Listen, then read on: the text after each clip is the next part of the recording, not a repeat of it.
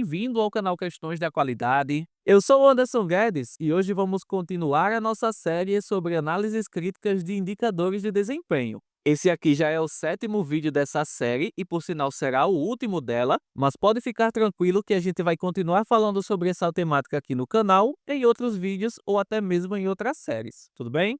No tema de hoje, falaremos sobre aquelas análises críticas criadas para as pessoas fugirem das suas responsabilidades, para elas tirarem o seu da reta quando precisam responder pelos seus indicadores, e ao longo desse vídeo, reforçaremos a finalidade principal de uma análise crítica e o que ela jamais pode ser. Vamos identificar também como operam essas pessoas que criam análises críticas para fugirem das suas responsabilidades e quais são, no fim das contas, as consequências disso para as empresas que dependem de análises e ações decorrentes dessas análises para que elas possam então alcançar bons resultados. Vamos lá? Indo direto ao ponto, a análise crítica, como já foi dito e ressaltado inclusive em todos os outros vídeos dessa série, tem como principal finalidade ser uma ferramenta estratégica de aprendizado e melhoria contínua. Ela serve para avaliar o desempenho de indicadores, processos ou ações. De forma bem objetiva, é isso, estamos falando de uma parte fundamental do processo de melhoria geral das empresas, e basicamente, sem trabalhar com análises críticas, esse processo de melhoria que eu mencionei fica bem difícil. Não estou dizendo de forma nenhuma que é impossível de esse processo de melhoria acontecer sem esse recurso da análise crítica, mas destaco que a chance de ele ser muito mais demorado, de ele gastar muito mais recursos e até mesmo colocar em risco a própria sustentabilidade da empresa é bem grande. Por outro lado, tendo em vista a finalidade da análise crítica que acabamos de ver, ela não pode de forma nenhuma ser uma narrativa enviesada, um instrumento para isentar quem a construiu de qualquer responsabilidade sobre os indicadores, processos ou ações pelos quais a pessoa responde. Tão problemático quanto não utilizar as análises críticas como um instrumento estratégico para a melhoria geral da empresa é fazer uma análise crítica de forma inadequada, bem como essa de fazer para estabelecer uma narrativa que isenta a pessoa de responsabilidade. Bom, fazendo um gancho, vamos entender então como opera quem cria ou manipula análises para fugir das suas responsabilidades com os indicadores, com processos, com ações. Em primeiro lugar, a pessoa deixa de mencionar na sua análise os problemas ou falhas que estão diretamente ao seu alcance, especialmente em situações desfavoráveis. Em segundo lugar, a pessoa generaliza a situação do indicador com causas que estão fora do seu controle, bem como fatores externos, questões macro ou até mesmo pontos que são de responsabilidades de terceiros.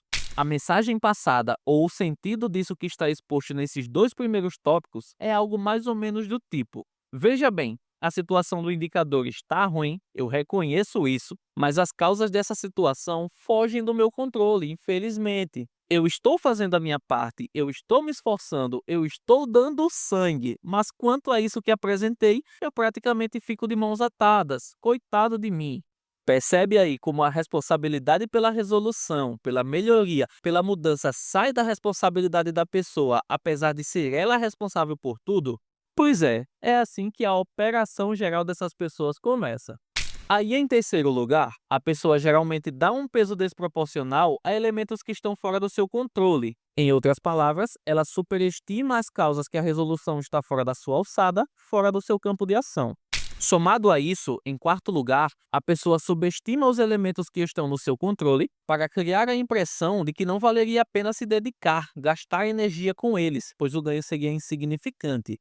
A mensagem passada ou o sentido disso que está exposto nesses dois outros tópicos é mais ou menos algo do tipo: pode haver oportunidades de melhoria no que estamos fazendo, mas não é viável deslocar as pessoas para se dedicar a isso. O resultado disso, considerando que a gente vai ter que deslocar pessoas, a gente vai ter que gastar recursos, vai ter que gastar energia, tempo, é praticamente insignificante. As coisas não vão mudar muito e no final as pessoas podem até ficar cansadas, frustradas.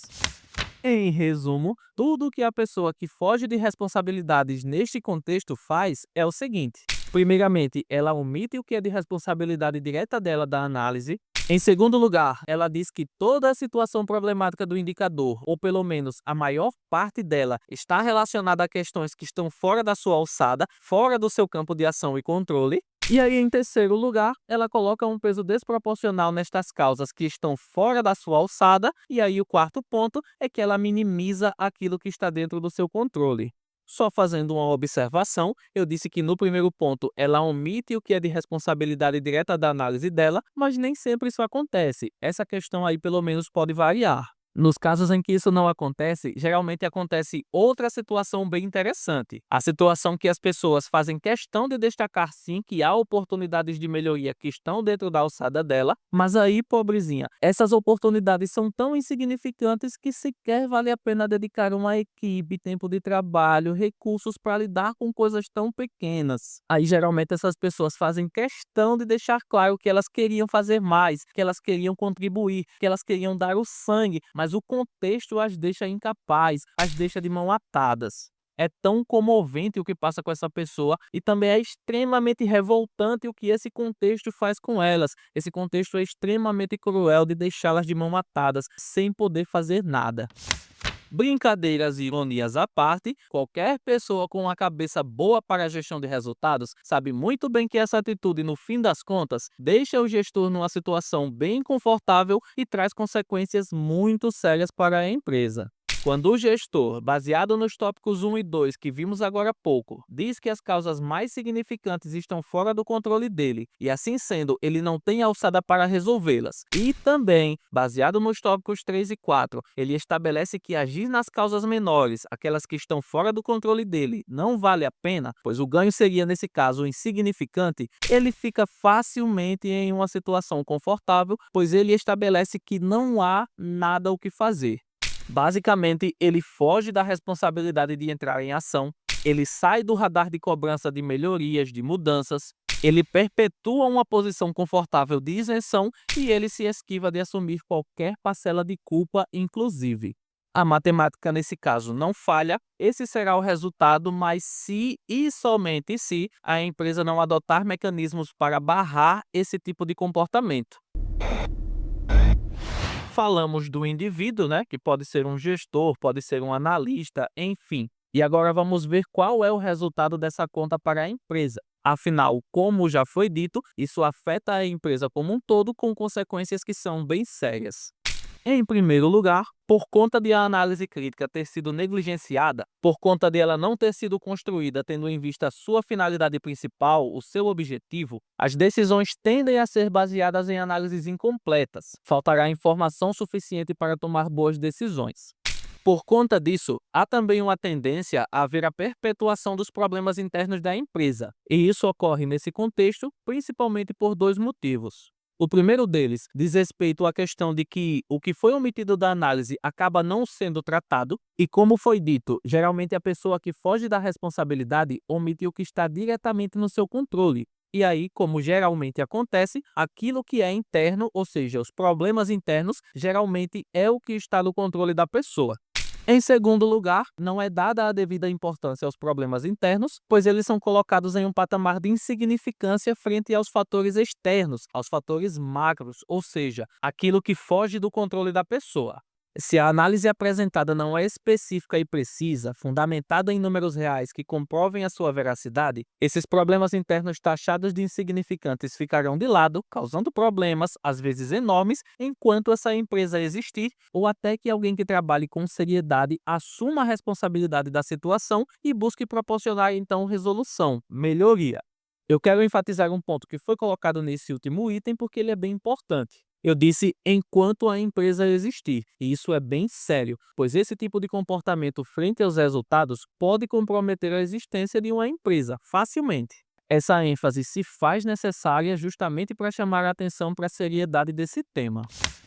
Antes de concluir o tema de hoje, o conteúdo de hoje, eu vou deixar algumas questões para reflexão. Mas já deixo claro que eu não vou opinar sobre nenhuma, não vou responder nenhuma, eu vou só jogar elas aqui e sair correndo, ok? Vamos lá! Se as causas dos problemas de uma empresa estão totalmente fora do controle dela, dos gestores dela, seria correto afirmar que ela sobrevive baseada na sorte? Neste caso, supondo que isso seja verdadeiro, essa empresa não poderia fechar as portas a qualquer momento se a sorte dela mudar? Mais um ponto para refletir. Se tudo depende de fatores que a empresa não controla, seria inexplicável o sucesso de concorrentes nas mesmas condições? Ou então, até fazendo um gancho com a primeira questão, algumas empresas têm não melhores processos, não pessoas talentosas, mas sim mais sorte que as outras? Mais uma, se o gestor nunca tem responsabilidade sobre a melhoria dos resultados, a posição de liderança não seria inútil? No mínimo, vamos pensar assim: a liderança não atua em resultados? Um gestor de vendas, por exemplo, não é responsável pelo resultado de vendas? Como seria essa questão? E aí, por fim, se um líder enxerga apenas justificativas que estão fora do seu controle, ele não seria somente um espectador? Vamos pensar, se ele nunca tem responsabilidade na melhoria, na mudança, ele não é só uma pessoa que assiste e torce para que tudo dê certo? Eu convido todos a refletirem sobre esses pontos aí. Agora, concluindo o tema de hoje, a análise crítica deve ser um instrumento para chamar a responsabilidade para si, não o contrário. Ela não pode ser usada como uma ferramenta de isenção ou transferência de culpa, mas como um compromisso de reconhecer o que está no controle e agir sobre isso. Em outras palavras, através da análise crítica, a gente identifica as oportunidades de melhoria e cai em cima delas. A gente não foge ou se esconde atrás de desculpas, de justificativas, de culpa dos outros, enfim. O gestor, dentro de todas essas questões, deve ser responsável, honesto e comprometido com a ação para a melhoria contínua. Ele não pode usar a análise, esse instrumento importantíssimo, como escudo para evitar as suas responsabilidades, mas sim como uma ferramenta para enfrentar desafios. Esse é o sentido da coisa, ok? Então é isso. Com esses pontos eu finalizo aqui o tema de hoje. Como eu já deixei claro lá no início, esse é o 7º vídeo dessa série sobre análises críticas de indicadores de desempenho e o último da série. De antemão, eu agradeço por você ter assistido esse conteúdo até aqui. Inscreva-se aqui no canal e ative as notificações para você não perder nenhum conteúdo novo. Curta esse vídeo se você gostou do conteúdo. Compartilhe esse vídeo com alguém que você queira ajudar, com alguém que precisa se livrar desses vícios. E comente se você tiver algum ponto a acrescentar, alguma dúvida, alguma experiência, enfim. No mais é isso, eu fico por aqui. A gente vai se vendo então nos próximos vídeos aqui do canal. Forte abraço para você e até mais.